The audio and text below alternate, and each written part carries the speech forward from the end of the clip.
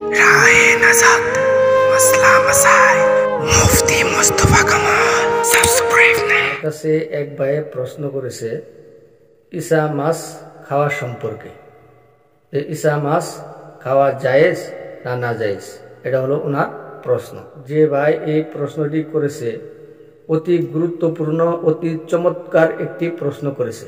তার কারণ হলো অনেক সময় অনেক ভাইয়েরা এই ঈসা মাছ সম্পর্কে প্রশ্ন করে থাকে যে ঈসা মাছ খাওয়া জায়েজ আছে না নাই। এই বিষয় নিয়ে অনেক ভাই অনেক সময় প্রশ্ন করে থাকে। এই প্রশ্নের সংক্ষিপ্ত জবাব হলো ঈসা মাছ খাওয়া জায়েজ আছে, কোনো অসুবিধা নাই। তার কারণ হলো ঈসা মাছ মাছের প্রকারের ভিতরে শামিল।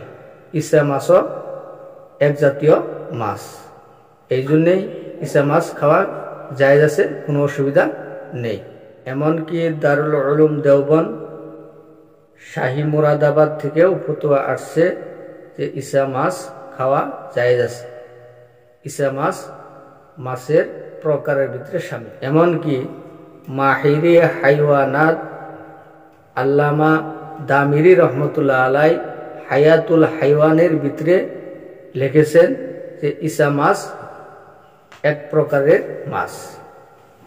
ঈসা মাছ মাছের কিসিমের ভিতরে পড়ে। ঈসা মাছও এক জাতীয় মাছ। সামাকুন বি জামিই আনওয়াইহি হালালু, যত প্রকার মাছ আছে সমস্ত প্রকার মাছ হালাল। এই জন্যে, এই কারণে ঈসা মাছ এক প্রকারের মাছ, এই ঈসা মাছও খাওয়া কি জায়েজ। আল্লাহ তাবারক ওয়া তাআলা আমাদের সবাইকে সহি দিন মোতাবিক চলার তৌফিক দান করেন।